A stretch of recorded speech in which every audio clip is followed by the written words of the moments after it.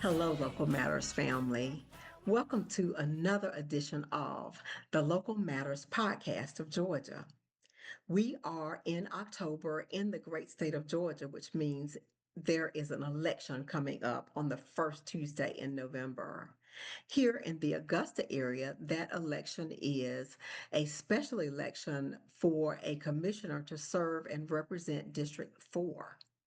There are two candidates on the ballot, and both of them are here with us today. They are Tanya Barnhill-Turnley, and the other is Lonnie Wimberly. A lot of times we'll go into the booth, we'll look at the names, and we may wonder exactly who those individuals are, what they stand for, and what they will do for us if they have a chance to serve in office. And Local Matters is here to help you understand what decisions you have facing you and who it is that can best represent the registered voters in District 4. If you have not already, we invite you to subscribe to the Local Matters Podcast of Georgia YouTube channel. We also invite you to follow us on Facebook and Instagram. And if you're a person who likes to listen to podcasts on audio rather than video, we are on SoundCloud, Spotify, and Apple Podcasts.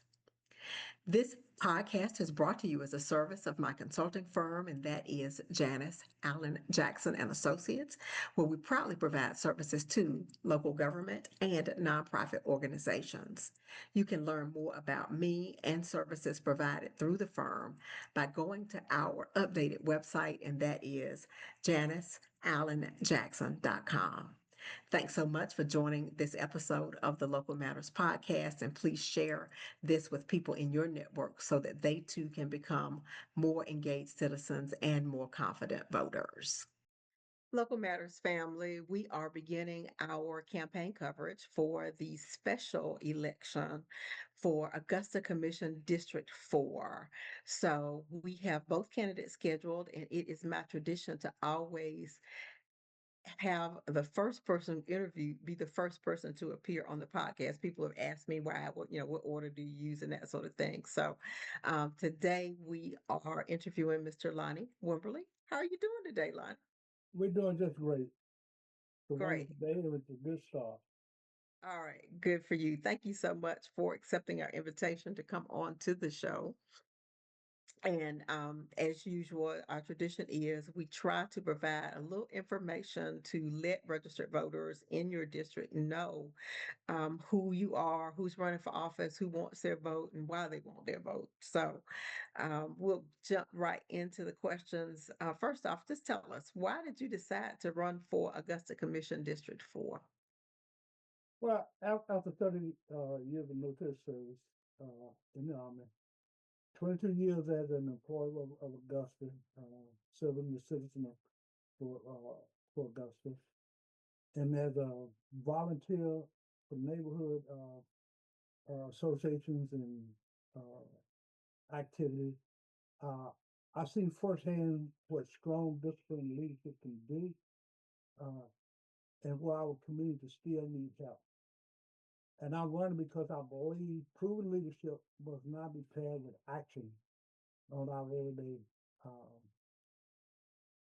um, challenges. Um, Not only in District 4, but pretty much all over Augusta, we suffer from broken roads, potholes, uh, storm drains that flood, dim lit streets. Street lights is not really that good. Sidewalk missing or in need of repair. And our kind of government sometimes feel like it's a distant thing from us. So we need to bring political and legal accountability and community first minded back to the commission. So District 4 can thrive as well as the rest of the county. So that's why I felt I should be in the race right now. And I felt a strong pull from the citizens that they want someone that can pay attention to not only the needs in District 4, but the needs in the Augusta. Thank you very much for that. And as you mentioned, your experience working for the Augusta Richmond County government, can you give our listeners a little background on what you were doing for those 22 years of your life? Well, I started out as a superintendent with what at the time was referred to as roads and bridges, but it's a maintenance. And that's why I had a lot of contact with the citizens, one person to person, because they suffer from problems like flooding in their yards and flooding along their streets and cave-ins in the roads and blockage in the roads and uh, ditches that was overfilled and water would run out of the ditches and onto the road and in some cases back into other people's yards. So those kind of things was firsthand that I saw that need and I understood what the people was talking about. Then I moved from there and after we did a reorg, I started working with the recreation department and eventually wound up with the facility maintenance. And I saw the underfunding of how we can maintain our facilities and what disrepair a lot of them was in. And so when the citizens tried to use those facilities, they were met with obstacles such as out of service or just bad ability to to operate. And then eventually I was moved to environmental service because there was a lot of issue with, of course, you know, we have problems with trash picked up, but you had some turmoil out at the environmental service and turnover as far as both uh, directors had left for various reasons, and so I was there to try to bring some stability and also to jumpstart a demolition program, which was designed to try to clean up some of the blighted areas within the county. And I saw again firsthand the need that the city had for getting in there, getting some of these neighborhoods cleaned up. Because if you don't, you're not going to have any more growth there. Just going to have vacant lots. And then when you have those vacant lots, you're going to have overgrown lots. So I've seen firsthand a lot of issues with this county that we need to have a plan that is doable to attack these rather than haphazardly going after something because you got a complaint, uh, but showing that you have a plan that will address all complaints. Thank you for that. And as you think through those experiences working for Augusta and the rest of your life, because I know you had a whole military life, as you pointed out before then, what do you consider to be the greatest accomplishment in your public life? My greatest compliment in my public life for me start with family. Uh, I uh, I I I looked at my five children that have grown up and become outstanding adults and parents. And their kids begin to take on the same attitude that they had as being successful.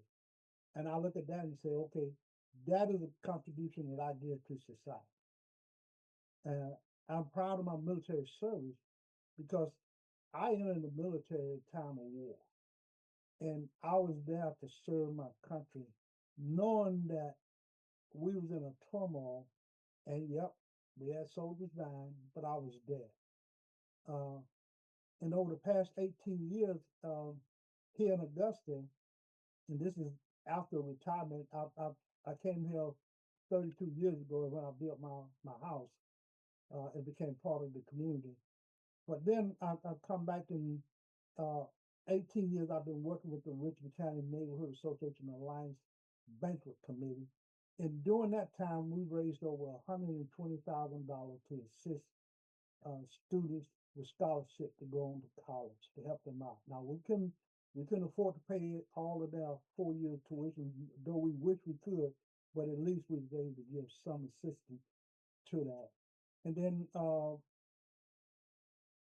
being in my involved in my neighborhood, uh, ensuring that we had a safe neighborhood and that we have community across the neighborhood, showed me that grassroots advocacy works when you get people involved and help their lives. Thank you for that. And as you think toward the Augusta Commission, if you do uh, get elected, if you're successful in getting the necessary votes, what would be your first priority for the commission? Well, I thought of that in several ways. I thought of trying to find my way around the commission, but the chamber, I helped build the chamber, so I should already know how to get around it. So that one was out. My first day in office, I pushed to fund a district-wide infrastructure. You have citizens ask for things, and you have to make sure that they understand how they can get it. If you don't have good infrastructure in your area, then you're gonna be denied certain service. You're not gonna get the hotel because the hotel is not gonna go in the septic tank. You're not gonna get the big box stores if you don't have infrastructure to support them. You're not gonna pull in the jobs if you don't have infrastructure to support them. And so uh, that means dedicating dollars to upgrading our sewer system, repaving our road work, overhauling clogged drain system, installing brighter lights, safe street lights. All of that has an impact on improving the the community, Augusta as a whole. So on my first day, I'm gonna be working to try to get those things lined up.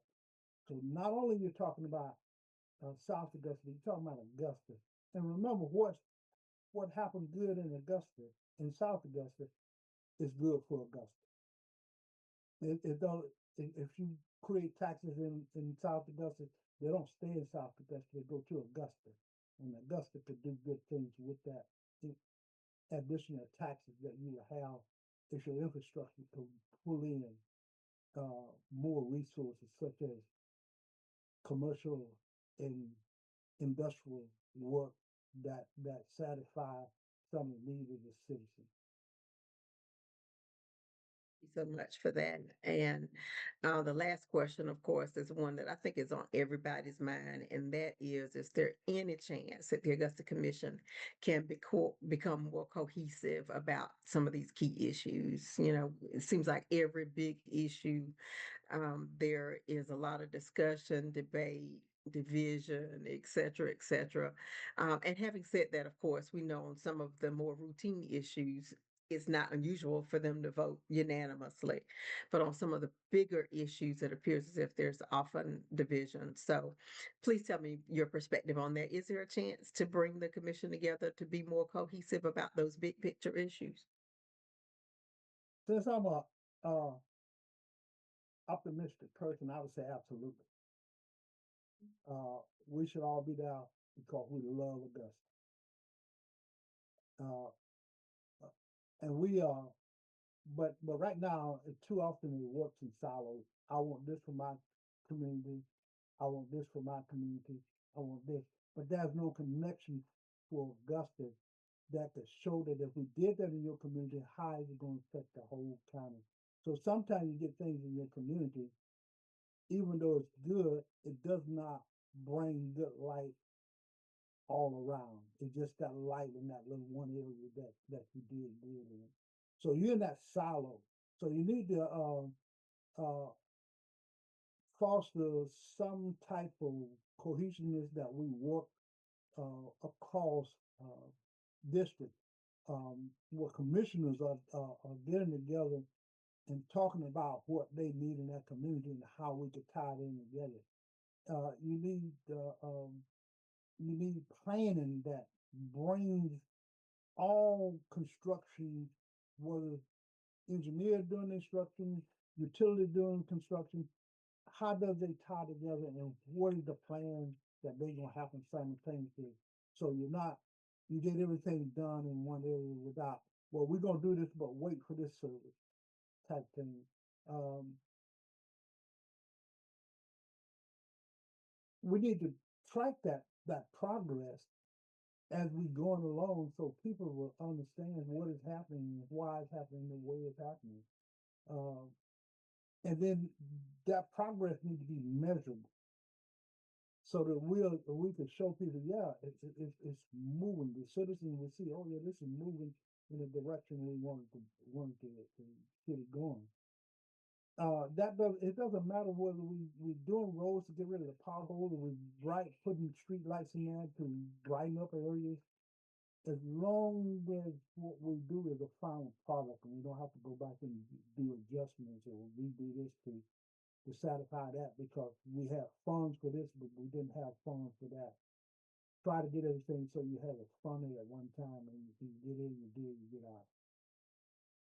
So it's teamwork that that I think would really cause this city to work. Uh, you need to each commission need to know what that district needs, and they need to be prepared to prioritize for the entire county how that work needs to be done. And I think that's a way you lessen the strike between commissioners and on the big projects out of what you just spoke about. You don't have that big fight because they know that it is time for this to happen. And so everybody's in agreement that it's time for it to happen. Thank you for that. As we get prepared to close out, I know our registered voters in District 4 would like to know, is there someplace they can go to get more information about you? There's several places they can go. They can go to my Facebook website, Lonnie Wimberly, on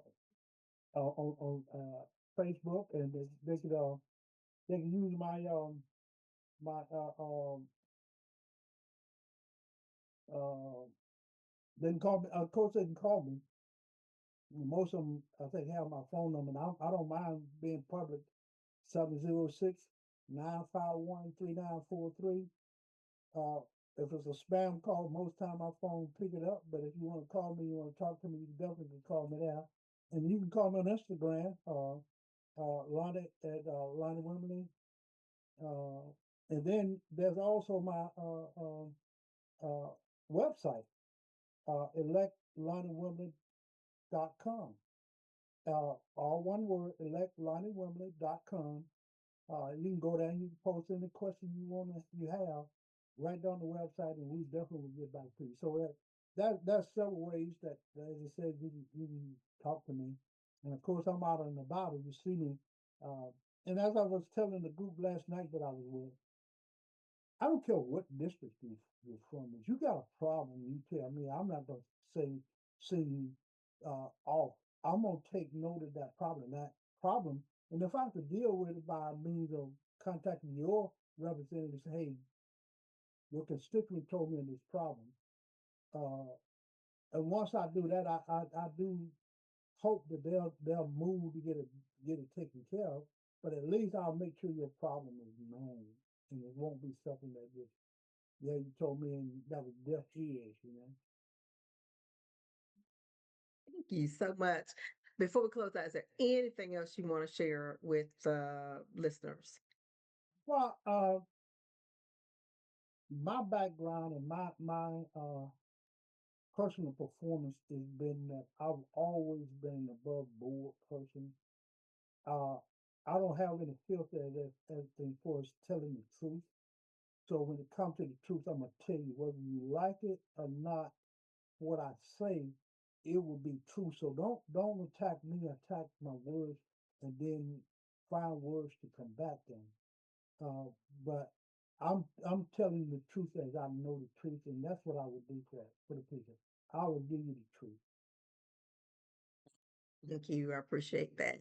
Thanks so much for being a guest here on Local Matters. When you're a guest, you become a part of the family. So we appreciate you have it. Appreciate having you on our Local Matters family.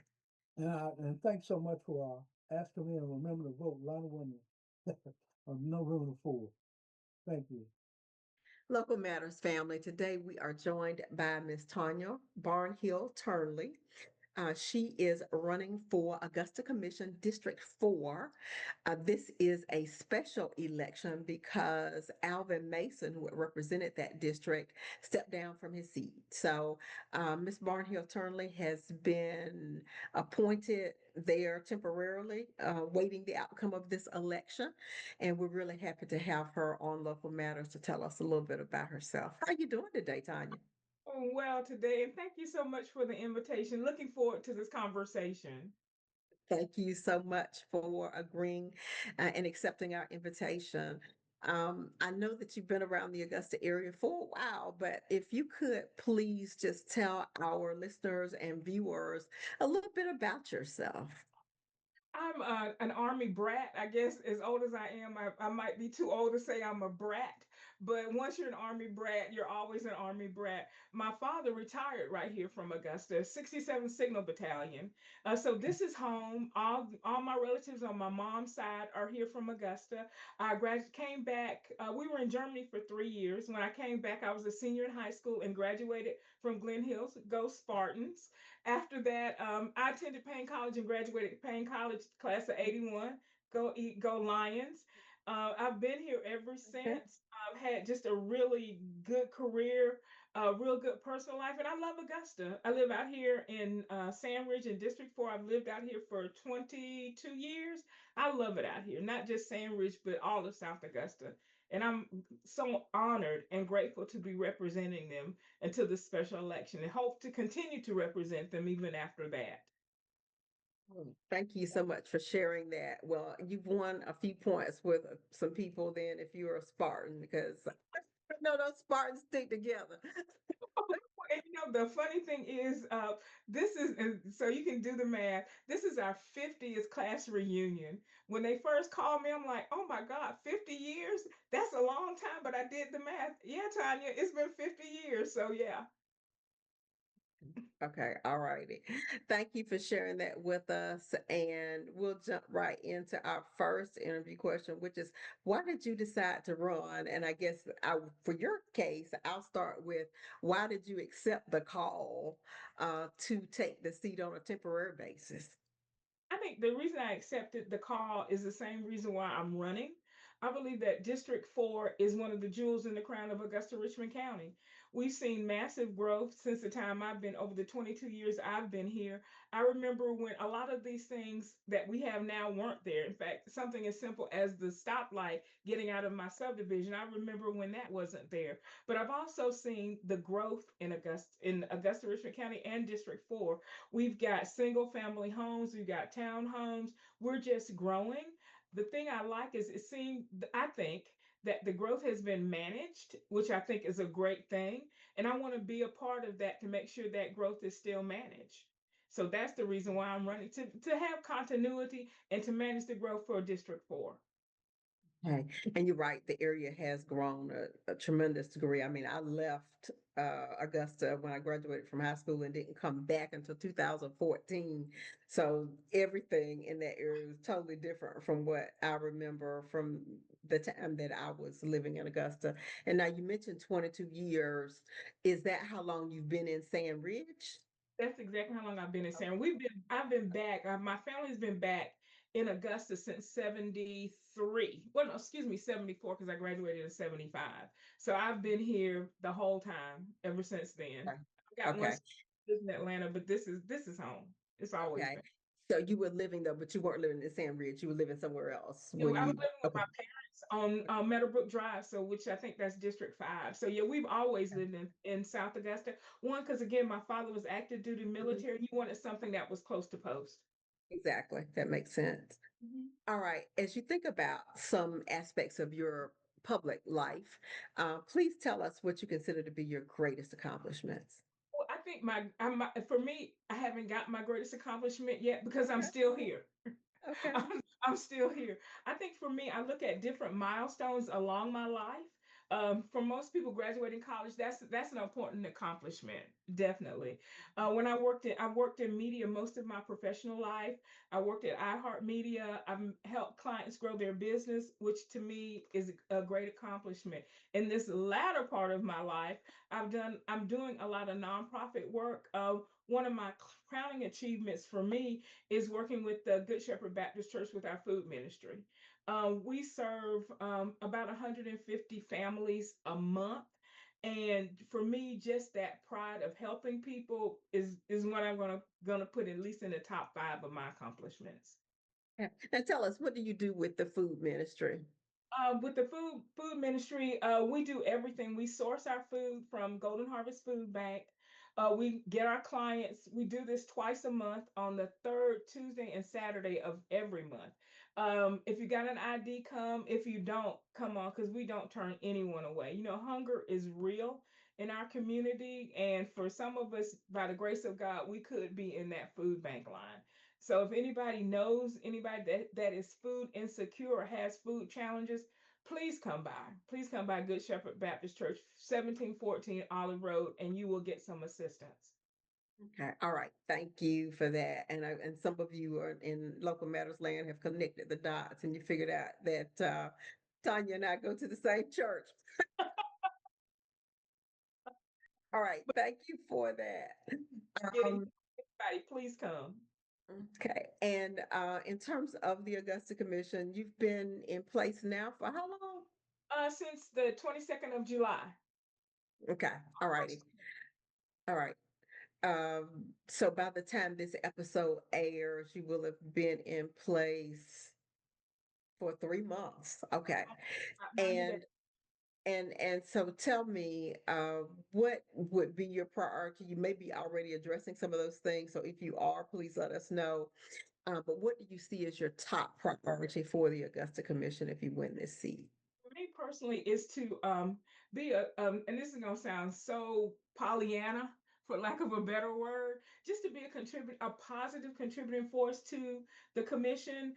Al Mason always operated at a very high level, and I want to continue that. For me personally, is making sure that I'm up to date and current with everything on the 2 committees I serve on, specifically finance and engineering, especially engineering. That includes so very, very much, and just want to make sure that I'm up to date and up to speed and making positive contributions to those 2 committees in particular and everything on the commission, just to be a positive force.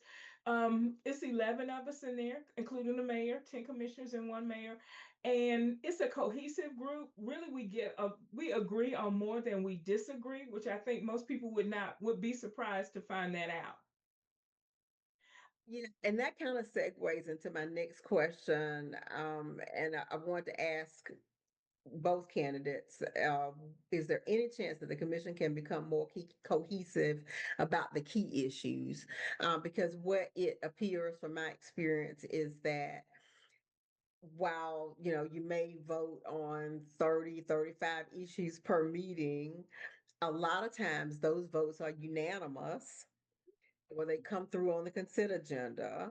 So there's little to no debate on those. But when there are the big picture issues, seems like there's more division among the commission on those bigger picture things. I'm not sure And if there's more division, but I'm I don't sorry. think so. Okay. And I guess I'm thinking about something like charter review, Yeah. where it appears that there's a good bit of division. There was a good bit of division in relationship to whether the mayor should have the right to vote on every issue. Some of those are the type things I have in mind. And, the garbage contracts, the EMS contracts over the last couple of years. Those are some things that also generated a good bit of discussion. Unfortunately, selected administrator fell in that same boat. So that's what I was thinking about, those kind of big things where there've been some pretty significant division or lack of unity among the body, those things that not come down unanimously. So as you think about those bigger issues, do you think that there's a path toward the commission being more cohesive? I think cohesive, I'm not sure if that's the correct word. I think it's healthy debate. I Okay. think You always agree on the small issues because those are pretty much a lot of times those, as you know from being as a city administrator, a lot of those are pretty much cut and dry. But it's always the bigger ones, as they say, the devil is in the devil is in the details. I think if you go back and look from the forming of our country, that a lot of the delegates did not agree. They agreed on the major form is that they wanted to be free from British rule. How they saw that happening and the procedure to get that done, I think there was great debate and great differences. I see the same thing in the Augusta Commission. I think debate is healthy. That means you explore all possibilities, the pros and the cons. I just think debate is healthy, and on the bigger issues, that's where the debate should happen because there are 11 people up there with 11 different points of view. But I do believe that all of them have one goal in common, and that's to improve Augusta Richmond County. Now, how we see that happening, of course, is different. But I think having the healthy debate, because someone might say something that I had not thought about or see it from a different perspective that had not even crossed my mind. I think for me, being a salesperson at heart, what you have to do is state your case and see if you can convince people to come to your point of view. And I think that's healthy. Okay.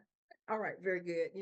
There's been lots of discussion about that, and that's why I felt like I needed to ask the question, feeling like the gosh, I'll be honest, just real direct, um, feeling like if you are on the minority side, as in you don't get to 6 votes on the current commission, that those representatives and their constituents get left out. Mm. There has been, that feeling, honestly, and there's been that discussion that some members of the commission may feel like they're crying in the wilderness because there is not the degree of cohesion, since I use that word, that would make sure that all of the constituents are heard from. So, but that's an interesting point of view about debate being healthy. Think that that's when the debate side comes in. You state your views and you argue, for lack of a better word, argue your point and see if you can convince people to come to your side. Since it is healthy debate, I think for me, all sides will be heard. Now, if your side doesn't ultimately win, you cannot say that your voice was not heard, which I think is a totally different kettle of fish. Okay. Okay. Thank you for that. As we prepare to close out this conversation, a couple of questions. Is there anything else you would like the registered voters in District 4 to know about you? And where can they go to get additional information about you?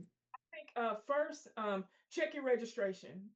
Check your registration. You know, the Secretary of State has purged a lot of people. Check to make sure that you're still registered. If you are, vote. Vote for me, vote for the opponent. Just exercise your right to vote. Because for me, if you don't vote, you can't complain. Voting is the easiest thing you can do. It costs you nothing except time and maybe a little gas, and you will make sure that you're represented. If you want to get more information about me and my campaign, I've got a website, and please go to, it's always www Tanya, Tanya, the number 4, district4.com. Tanya4, district4.com. And you can find out a lot more about me. Right. Thank you so much for being a guest. When you're our guest, you become a part of the Local Matters family. So we welcome you to the family. Well, thank you. I like being a member of the family. I close with my favorite Bible verse, 2 Timothy chapter 1, verse 7. For God hath not given us the spirit of fear, but of power and of love and of a sound mind. This show is designed to contribute to each of those, giving you the power that comes with knowledge, demonstrating love for your local community, and offering you wisdom for decision making so that you possess a sound mind when it comes to these topics.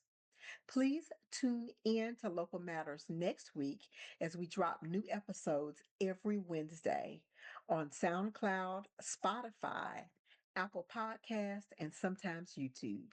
Thanks so much for being a part of the Local Matters family.